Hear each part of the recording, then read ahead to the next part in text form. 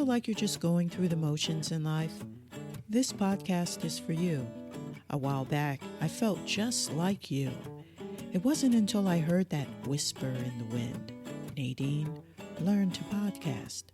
Now I'm on a journey of discovery, interviewing others who have also leaped into the unknown. I'm Nadine O, creator of the Over 50 You Are Not Done Yet show, a podcast about personal awakenings, spiritual connections, and stories of joy. Shall we begin?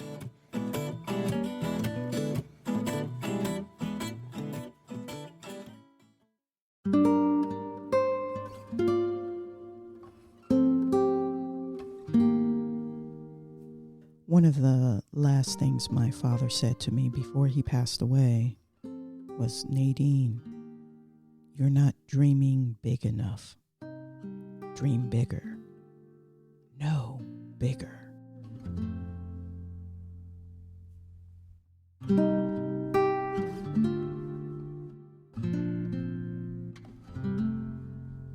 Hi, my name is Nadine O, the host of the Over 50 You Are Not Done Yet show, and I thought I would do something a little different this episode, and that is to just sit down and talk to you about who I am. So grab some coffee, tea, hop on your stationary bicycle, and let's have some fun.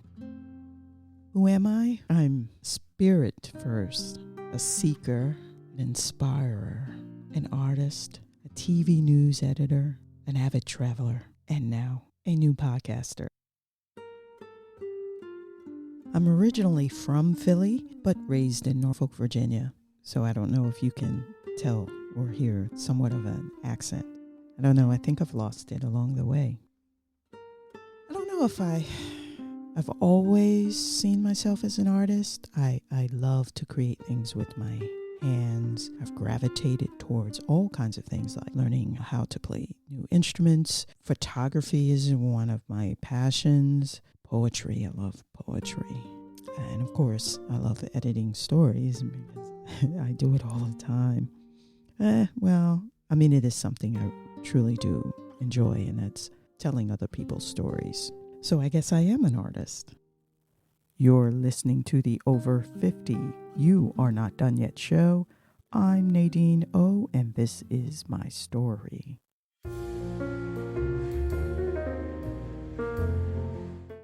I really realized that there was this artist inside of me when I was 5. My father, he was an artist, a photographer for the Navy, and then he did it on his own. And actually, I come from a whole line of photographers. My grandfather as well had his own studio.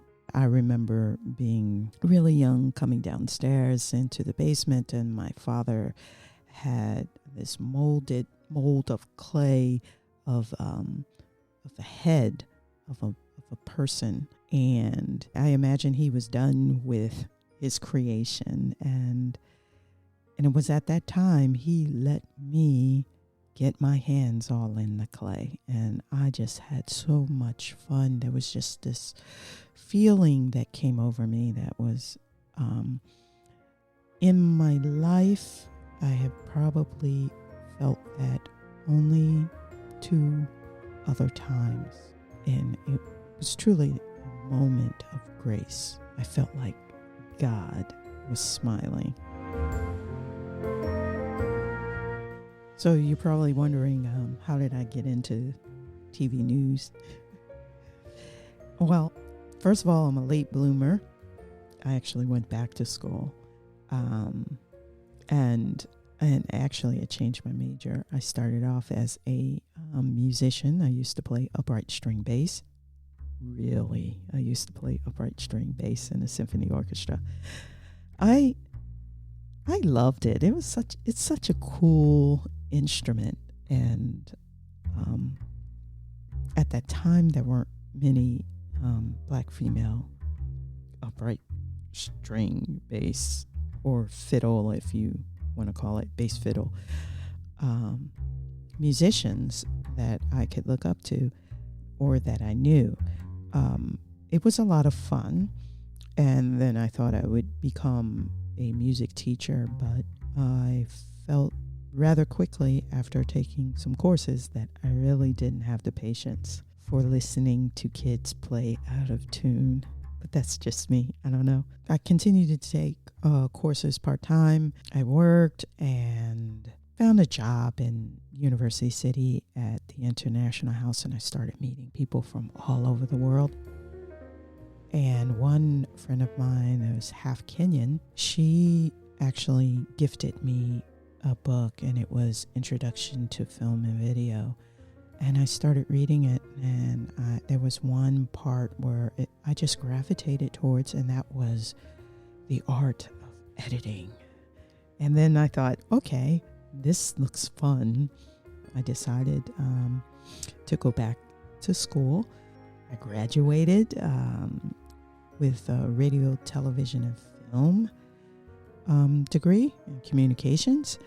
And I've been working in TV or TV news for over 25 years.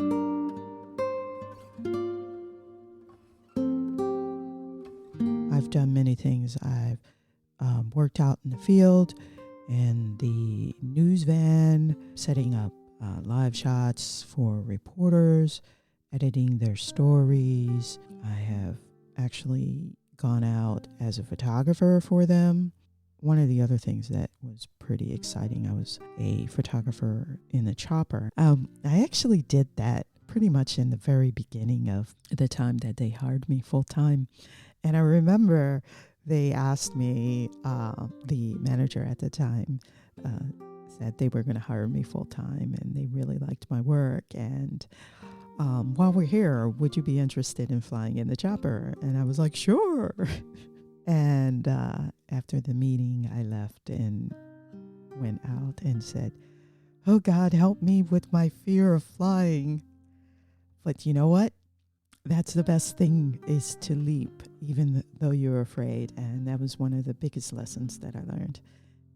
It required a lot of focus, getting used to looking down, but it was a lot of fun. And there were some pretty amazing things, pretty unforgettable moments from doing that, as well as some of the other stories that I've covered.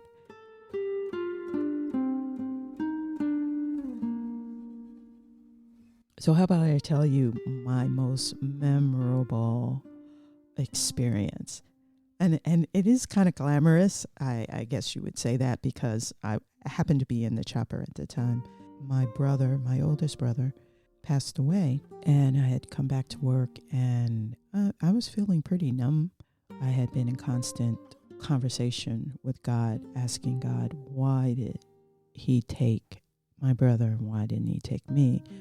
Because, there was so much that I had done, and so much life that was still left for him to do.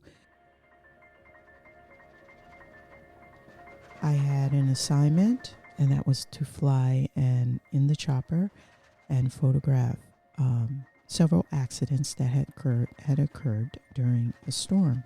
And as we're flying, I'm up in the sky looking around, and there's clouds, and I'm just thinking, why him, why not me? Why him, why not me? Why him, why not me? Then we were flying back after covering one scene. The pilot turns and he says, do you see what I see? And I said, what? He says, look there. And I'm looking on the windshield, and there's like this, it looks like a reflection of colors. And he says, no, but look over there. It's like, so I look over there, and he's like, wow. And then so he starts shifting the direction of the chopper, right, then left, then right, then left. And he was like, this is weird. It's not moving. And it's a rainbow. And we're looking at it, and it's huge. And then we were just standing there. It was like, it's like I'm on some serious drugs. Mind you, drugs are bad. And I was like, no, it's crazy. So we're looking at it, and then there's another one on top of it, a double rainbow course, you can't look at a rainbow and not, photograph it. So obviously I photographed it. And then we finished our work, and then we flew back to the heliport, and we landed the chopper, or the pilot landed the chopper. I just watched him. But the whole time, the rainbow is right in front of us. I don't know how that could have happened, but I was just like, wow. And then we just sat there dumbfounded. And it felt like, wow, it felt like 10 minutes went by, but maybe it was only a couple of minutes. And it was there right in front of us. Now, mind you, the heliport, it is across from the Camden Aquarium, adjacent and across. So the rainbow is like over Camden. And we sat there, we looked at it until it disappeared. That was one of the days that I would never forget. Partly because I felt as though that was a gift. If you're a believer in God, a sign from the heavens. And if you are just spiritual and believe, that it was just a sign from the universe, however you would take it. But it was, wow, I guess there's still something I'm supposed to be doing.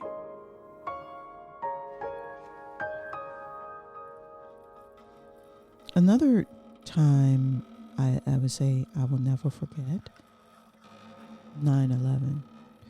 I woke up, turned on the TV. I don't know. I just couldn't believe what I was seeing. The first plane going into the tower, into the Trade Center, and then the second one. I remember being numb, and I remember grabbing my stuff whenever there's anything really, really big that happens in news. It's a given. You show up to work. It's going to be a long day. And that's what I did. Packed my lunch, grabbed some things, went into work, and started editing. The reason why it's etched in my mind is because as an editor, you have to go through all the video to find the images to help tell the story that the writer or the producer writes. I don't think there is a piece of video from 9/11 that I have not seen over and over and over again. I believe everyone has a few stories to tell, and sometimes we just don't take enough time to actually listen and ask the questions. So I would say wanting to tell more of their stories was probably the one ache that I have from being a TV news editor, not being able to share more. Why did I decide to make a podcast? Part of it is because I wanted to share more of other people's stories. Also, I just want to inspire people. As an artist, you look at things, you see the way in which light hits whatever. If you're taking a picture and it's of a person sitting on a park bench, and the way the light hits them, the leaves create this little shimmer, and then you have your video camera, you're capturing this moment. I think the same thing happens when you talk to people. You see a spark, you see something that maybe they don't see, or maybe they need to be reminded. And if I were to get spiritual and say, yeah, part of it is me, the person, the artist who sees it, and then other parts I would say is I'm here at this moment in time, and this person is feeling this way at this time, and I'm an instrument in the grand scheme of things in the universe. Like what we're doing here? Rate us on iTunes, and remember to subscribe and stay up to date on our show.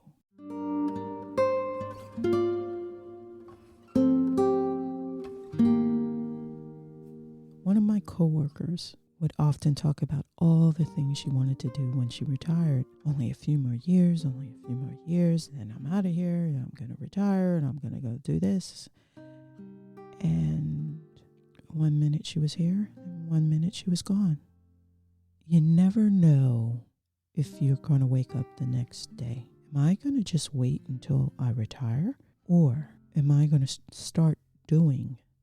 Ask the universe, ask God, what can I do? What can I do? What can I do? And I often say it's like hearing a whisper in the wind. Have you thought of podcasting? That could be kind of cool. You know? So that's what I did. I did some research and I thought, well, it's kind of like video editing. Well, let me see if I can do it. And so I set out to learn the podcasting. I put the word out. I got a couple of names and I went out and I did a couple of interviews and I took and made an open and I got some music and just put the interview up in the cloud. The first time I put it up, it was awful. I mean, many people appreciated it. The many people who listened to it, which was not that many people. I love my friends. I love my family. I had my podcast critiqued and there were a number of criticisms.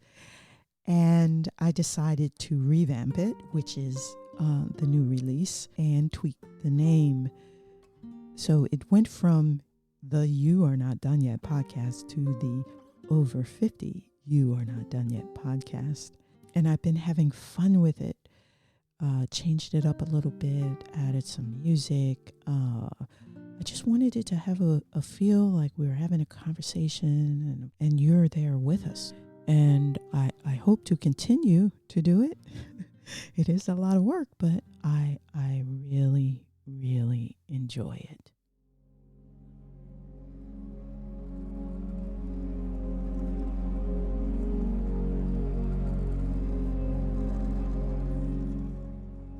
And this is a pretty cool quote, and I believe it to be true, by Henry David Thoreau. Not until we are lost do we begin to understand ourselves. And I was thinking about that. I was lost for a bit, lost in grief and wondering, what is it that I'm supposed to be doing? And it wasn't until that despair that I really started to hear myself and see myself, not through the eyes of other people. And I think that happens sometimes, that we allow others to say who we are and what we should be doing instead of listening to what's inside. At least that's what I did. I let other people, guide my direction.